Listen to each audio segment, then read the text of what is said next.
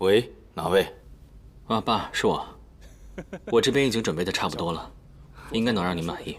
他也笑了好久。对了，爸，刚才我清点了一下，发现漏发了5张请柬。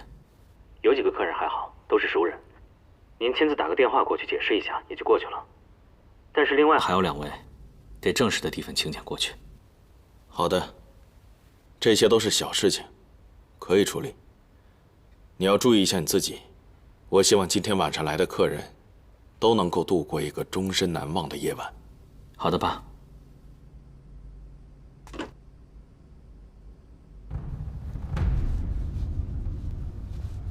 表妹，今天晚上上海饭店有个酒会，大堂的钢琴师病了，他们呢想找个人替班。我记得你会弹钢琴，这活儿你接吗？接。我几点钟过去合适？酒会是7点钟开始，你最好是提前到。好，表哥还有什么要嘱咐的吗？我帮你约了一辆黄包车，车夫的工号是0502，你一定要记住了啊。明白。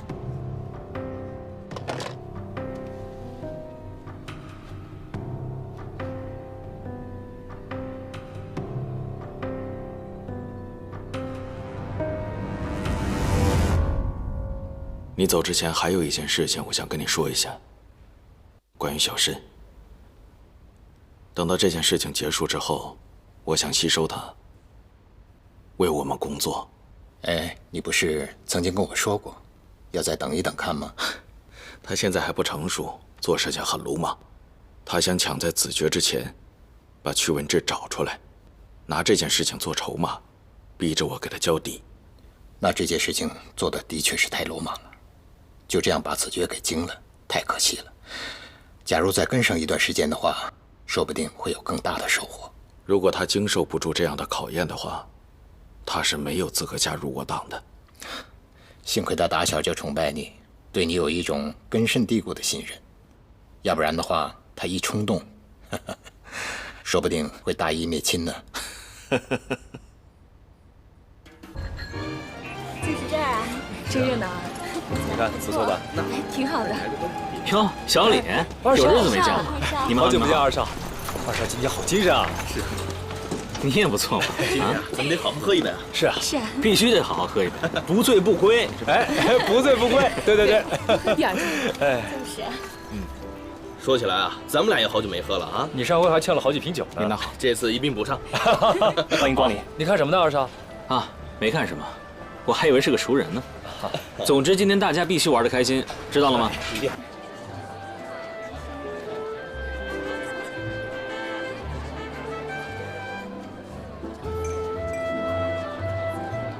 好吃，我觉得这个很不错，帮我拿一下吧。好，我给你拿。这酒真不错。来，于先生，为这些在战争年代依然能够自得其乐的朋友们，干杯！是的，有很多人面对惨烈的战争，依然怀着必胜的信念。他们是乐观主义者，也是这个民族的脊梁。总有一天，他们会让那些想得到不属于自己东西的人，付出惨重的代价。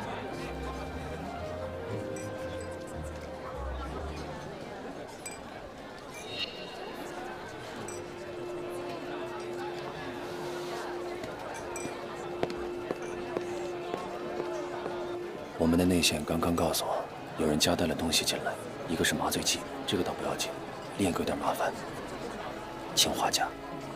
这是想要谁的命啊？今天袁二少也去过图斯红酒坊，日本人好像盯上他了。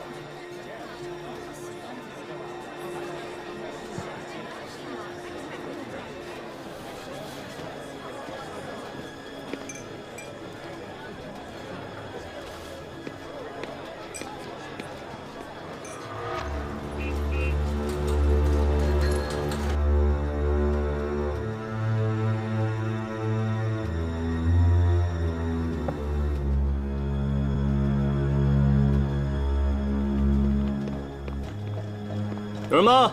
打扫卫生了。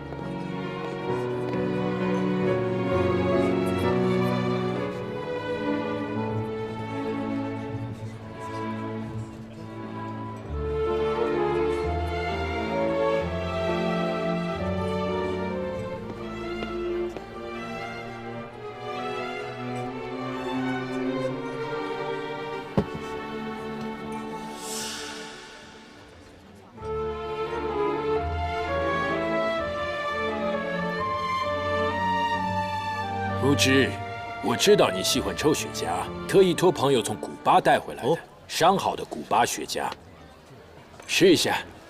谢谢。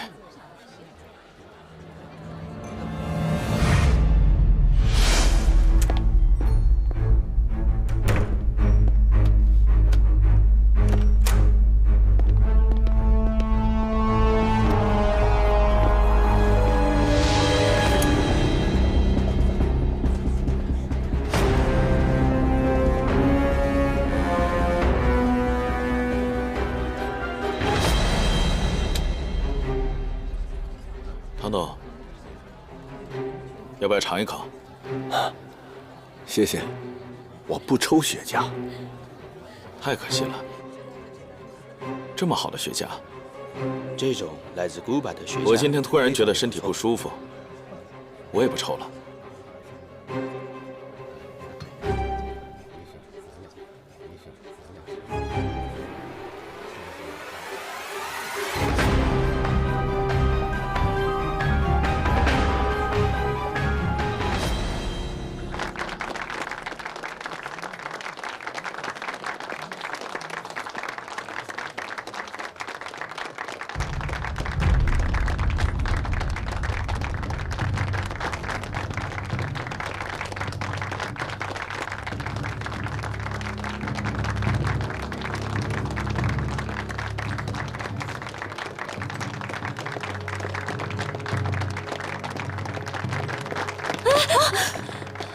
对不起，对不起，我不是故意的，对不起啊。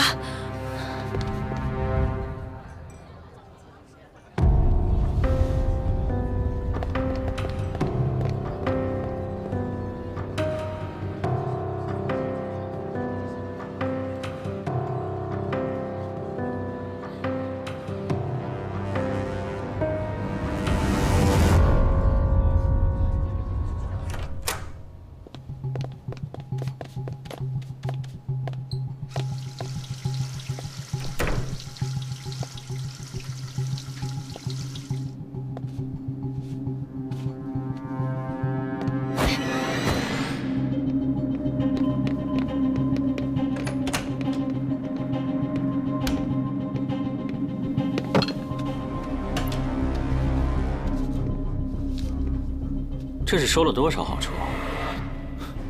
钱是徐小姐给你的吧？是我给的。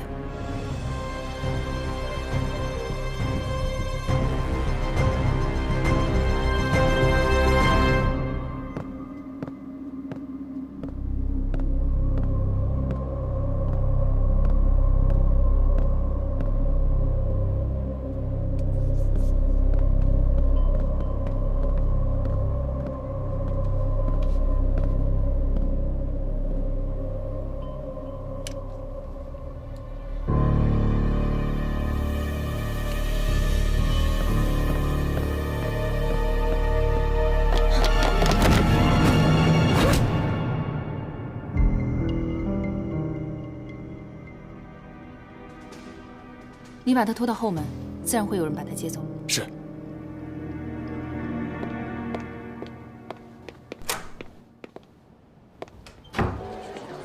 你住在上海是吧？对，我住在上海。那你一定很熟悉上海了。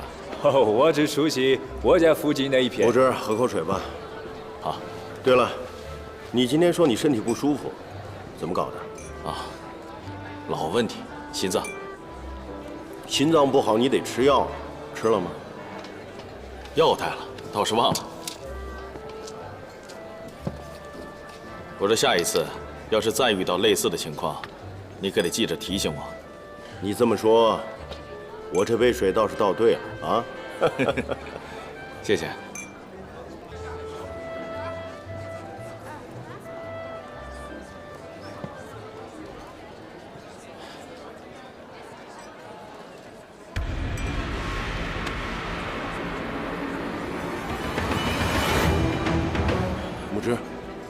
木之，你怎么了？木之，木之，怎么了？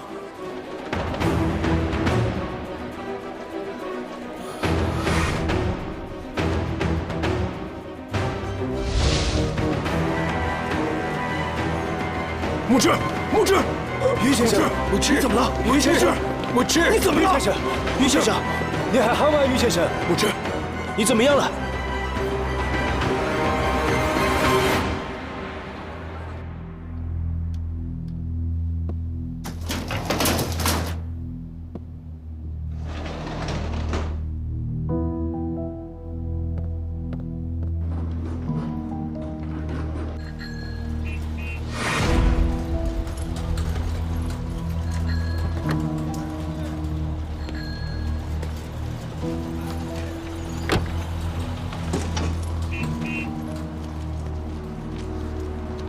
美婆烟。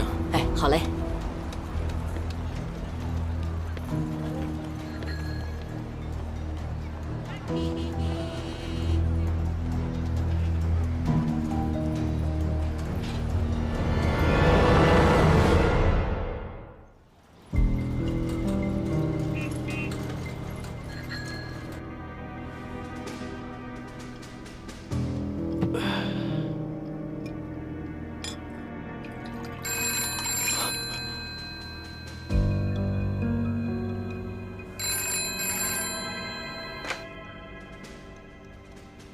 杀手上来了。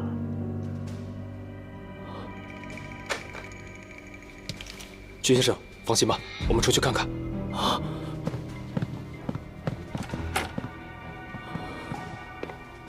走。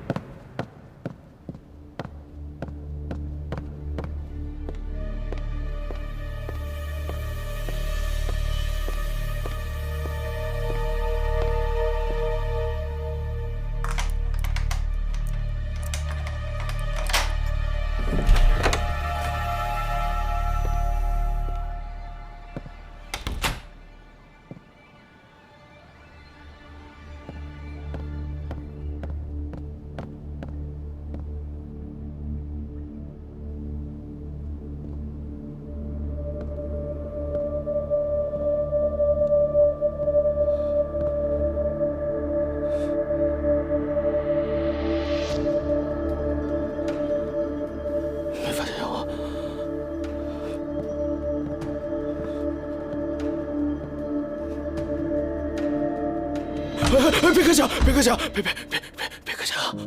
出来！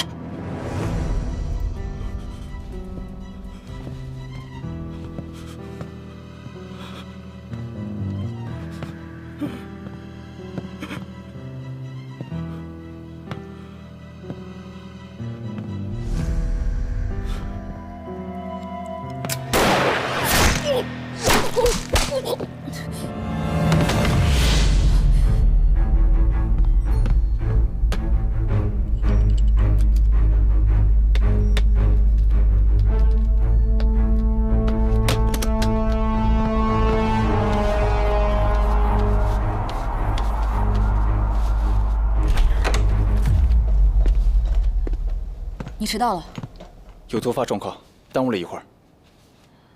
人都死了，没有必要带出去了。你撤吧。是。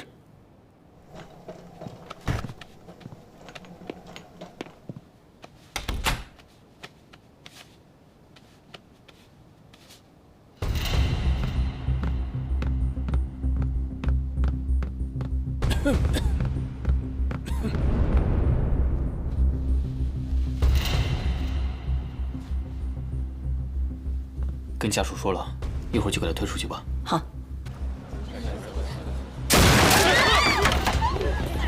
怎么回事？死人了！天哪！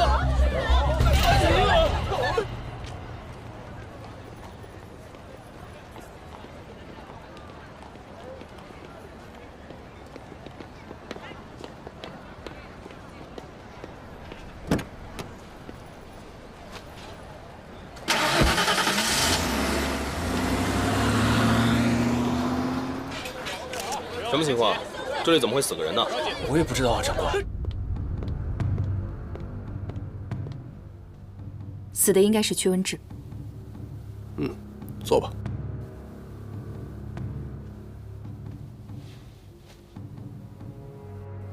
东西拿到了，他是死是活，无所谓了。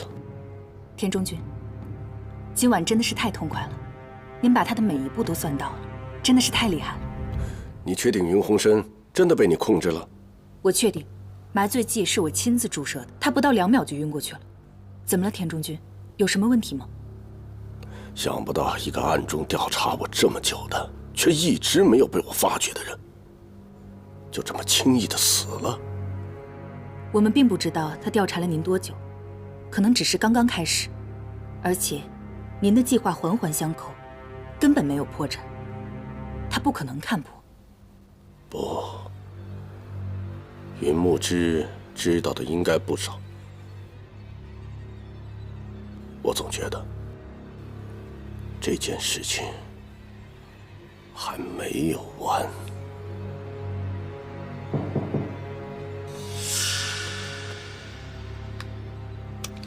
谁啊？是我，徐小姐。是小叶，我去开门。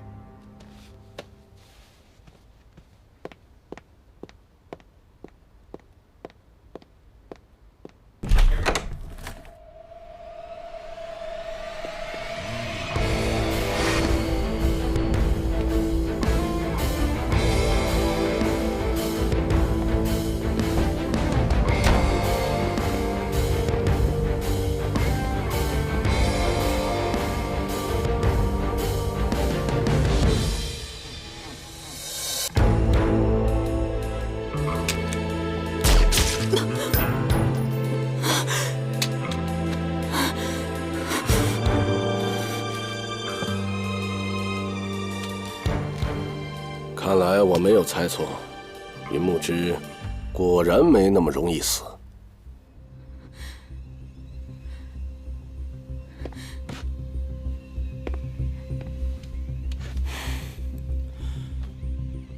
不明白是怎么回事，对吧？好，那我来给你们解惑。我爸说了，进入你的圈套，是他计划的第一步。跳入他的圈套而不引起他的怀疑，今天晚上的行动应该是一个好的开始。你父亲很了解我。上海饭店可真是个好地方，鱼龙混杂，什么人都有，所以消息传递起来也非常的方便。我猜，我借经理的手给入住的客人送红酒，你肯定都知道。你不动声色的想稳住我们，其实就是想今天晚上给我们来个一锅端，对吧？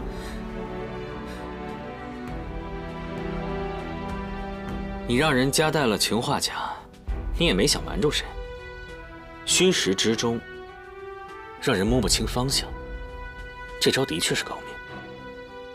可当一个人有警惕目标的时候，就会对其他的事情放松警惕，所以你先选择了那只加料的雪茄，你也料到了我爸肯定是拒绝的，而且你也猜到他会谎称心脏不舒服，那吃药就成了顺理成章的事。可按照绝大多数人的逻辑，你不会马上采取行动的。为什么呢？因为间隔的时间实在是太短了，而且你也没有做好万全的准备。可事实上，你杀人的那个招数，不是在那只雪茄上，而是在涂了氰化钾的水杯上，这才是你的关键。上海滩有头有脸的人，谁不知道你父亲爱抽雪茄？可我怎么能料到，今天晚上他偏偏不抽雪茄？聪明人的共性就是喜欢怀疑别人最不会怀疑的地方。我爸爱抽雪茄，那是所有人都知道的。而且 Frank 先生送的雪茄，按照常理来说，我爸肯定是会抽的。但是如果换成是你这个聪明的人来说，你是肯定不会抽的，因为你会怀疑到我们在那个雪茄上面会动手脚，所以你也认定我爸肯定不会抽，对吧？云木之果然是高手啊，他能料得到我在想什么。那杯红酒，应该也是他给我的一个误导，对吧？嗯。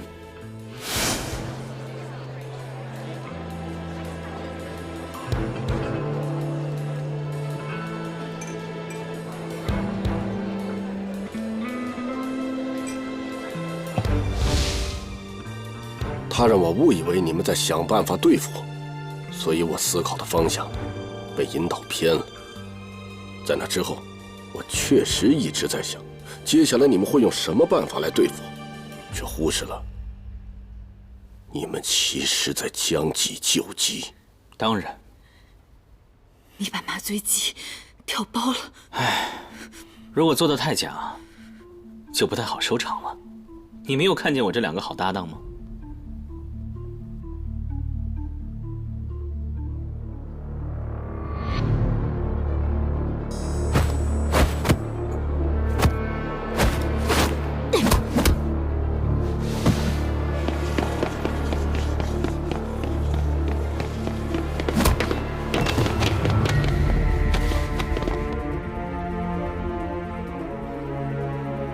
皇上，皇上，皇上！哎，你别着急，没这么快的，得过会才起作用。行了，视线算是捋清楚了，那咱们就换个地方说话。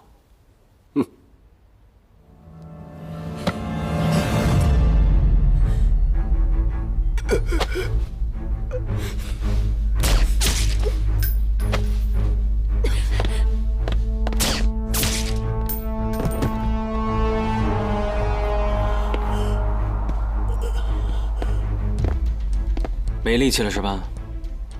茶好喝吗？他居然也算到了。那当然。你亲眼看见我爸喝下了那杯水，然后徐小姐顺利地赶过去跟你会合，你心里一直不踏实，你反复地想到底是哪里出了问题，于是你的警惕性就松了下来。这个茶杯里只加了一点点的麻醉剂，味儿不大，如果是在正常的情况下，你肯定能分辨出来。可是你的心思完全就不在这上面，而徐小姐呢，又沉浸在刚刚除掉了一个强劲的对手，所以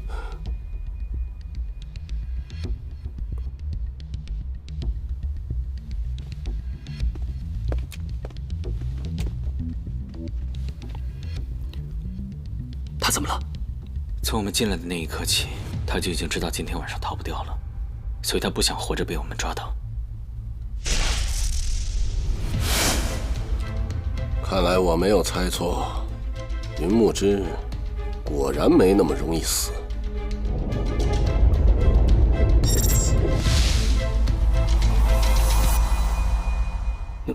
那怎么办？把他拖走。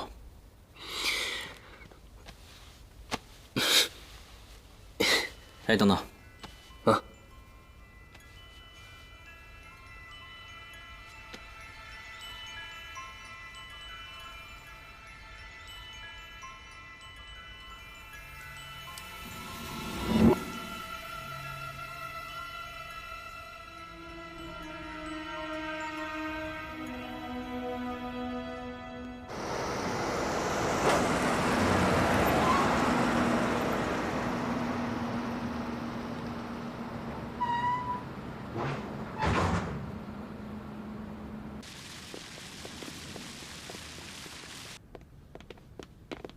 把话都放好了，把这些东西该撤的就撤啊！哎呦，少爷，我到处找您，您怎么才回来呀？家里啊，出大事了！怎么了？这是？云先生他过世了。你又骗谁呢？云先生是在酒会上突发心脏病，送到医院去也没有救过来，我找你也找不到。云先生的遗体我也不知道该如何处理，现在还在他房间里呢。爸，好了，你们就不用上去了。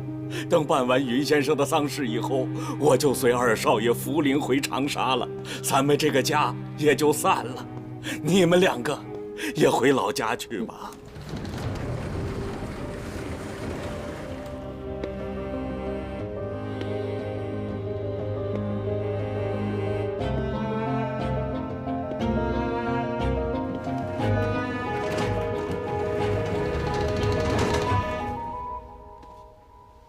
搞清楚了吗？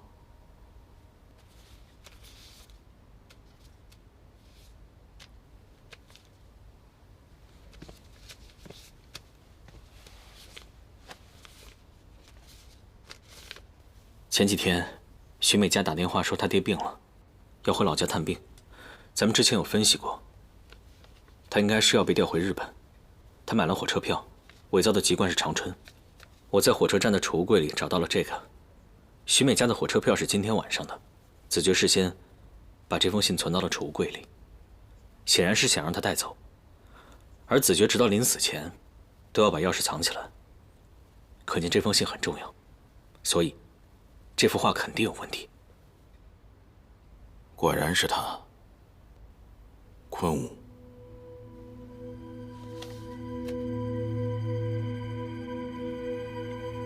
昆武。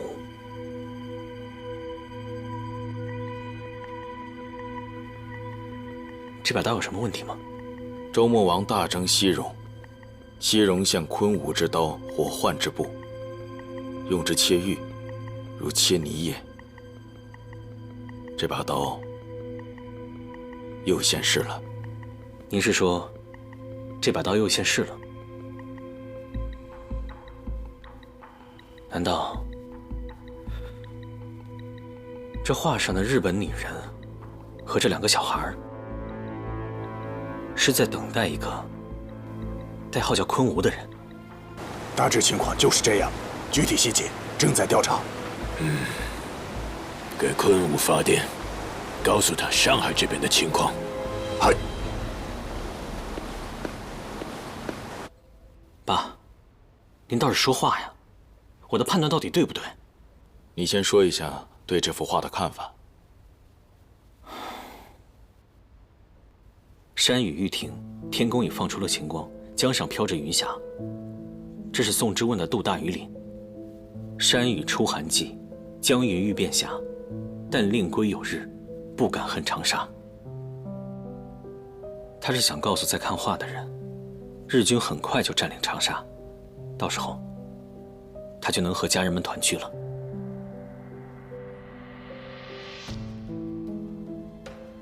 画画的人在长沙？我现在可以告诉你，子爵要见的人叫屈文志，第9战区高级作战参议。第9战区？他是从长沙叛逃过来的。爸，按照他的级别，第9战区的兵力排布、防御作战计划，他全都知道。如果他落在日本人的手里，爸，你为什么不早点告诉我？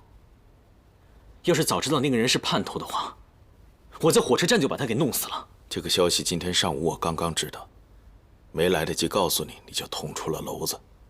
那为什么中午的时候你不告诉我？我在上海饭店找到屈文志以后，我就应该立马把他除掉。他多活1分钟，长沙就多1分危险。那我现在告诉你，这件事情有人负责，与你无关。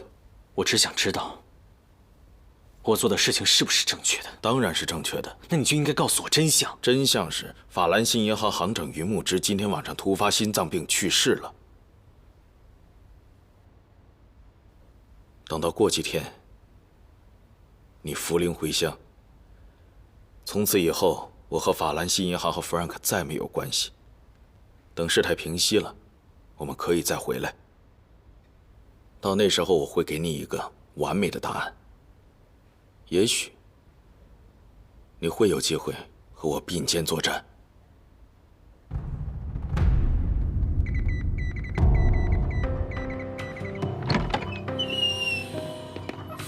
司令官阁下，昆吾来电。他第一时间回电，必定有重大情况。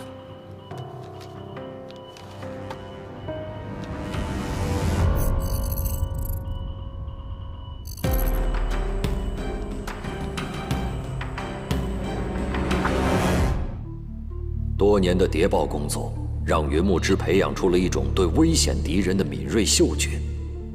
这个素未谋面的对手，让云木之嗅到了一种不祥的气息。2个小时前，云木之刚刚得到消息，在距离上海市区40公里的海面上，日本华北、华中方面军的高级将领正在秘密召开一次会议。这次会议当然不是因为屈文志的叛逃而召开的，可他带来的东西一定是这次会议的议题之一。如果昆吾在长沙，那么屈文志的叛逃显然就是他一手策划并实施的。一个沉睡了那么久的危险人物，不出手则已，一出手绝对是个大动作。尽管目前还没有任何征兆，可云木之有种奇怪的感觉，屈文志的叛逃可能只是一个开始。凌晨3点44分，电话响2声就挂断，是八哥和他最得力的线人之间的暗号。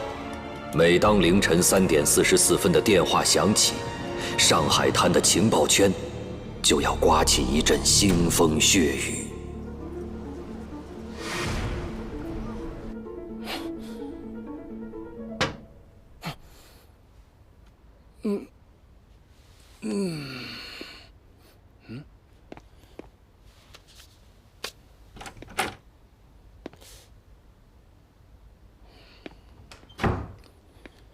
登广告就登广告，装神弄鬼的做什么？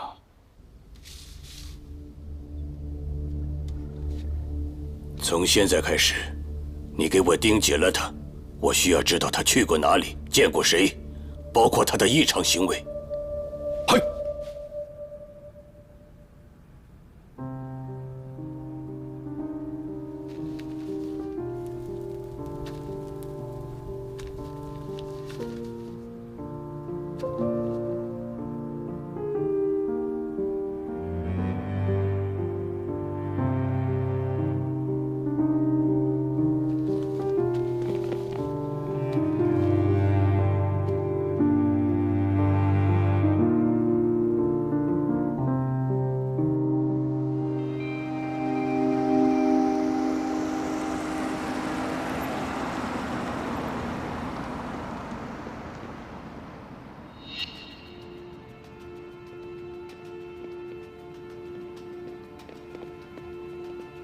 红山，简爱啊！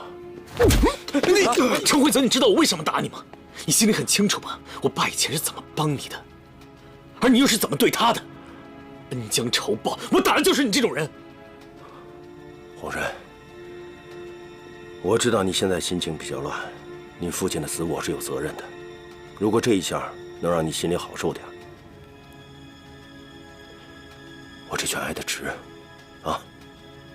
但是记住，我是你叔，以后在上海有事一定要找我啊，好吧？干什么呢？枪指着谁？这是我侄子。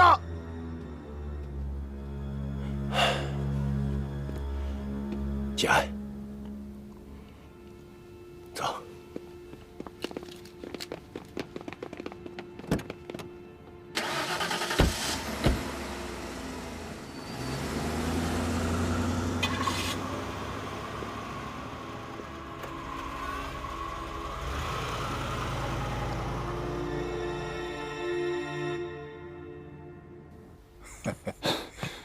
三木先生，刘先生，天刚亮的时候，有人把这个塞到值班室了。你怎么才送过来？社长让我给他搬东西，刚搬完。啊，辛苦了。啊，不辛苦，不辛苦，应该的，应该的。我先去忙了。哎，好好好。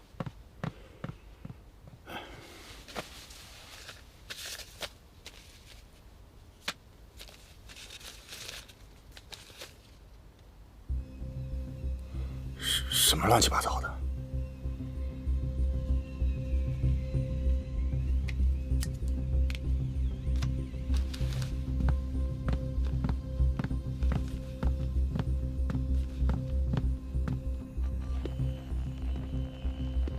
爸，吃早饭了。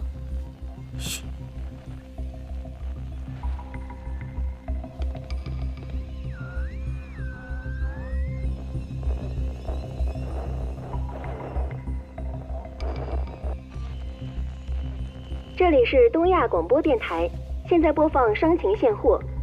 福茂商行新到雪花膏和玻璃丝袜，物美价廉，欢迎选购。陈记药铺有西药出售，另有胡庆余堂医师坐诊，欢迎惠顾。华阳商行聂老板限时出售高档东洋饰品1件，价高者得，预购从速。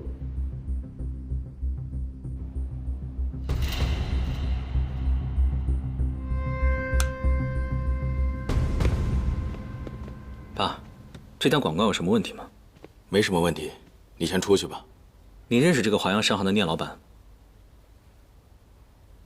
不认识。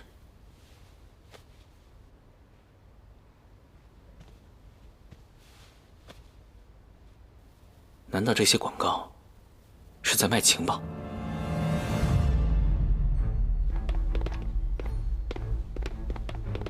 屈文志昨天刚到了上海，今天他就有情报高价出手，这绝对不是巧合。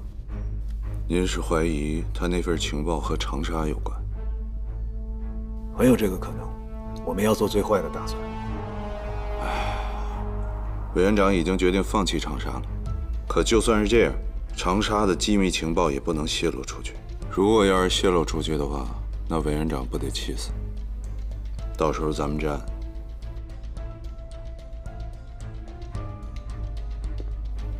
站长，如果那份情报真和长沙有关的话，无论如何咱们也得接住啊。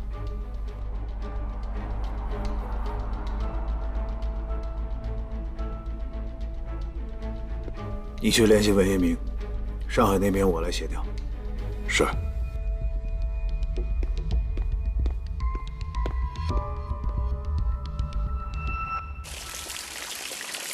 看样子，什么事情都瞒不住你。实话跟你说吧，东亚电台就是情报买卖的一个平台，这上面的商行其实就是各个山头的情报机构，这里面有美国人、苏联人、英国人、法国人、日本人，甚至还有中统、军统、共产党。在上海滩的情报机构已经形成了一个默契。那怎么买？直接去相对应的情报机构？你还记得我跟你说过一个人吗？八哥。我记得。您说他是上海最神秘的情报贩子，不出手则已，一出手都是重量级的情报。难不成这个聂老板就是八哥？对，他不会轻易出手。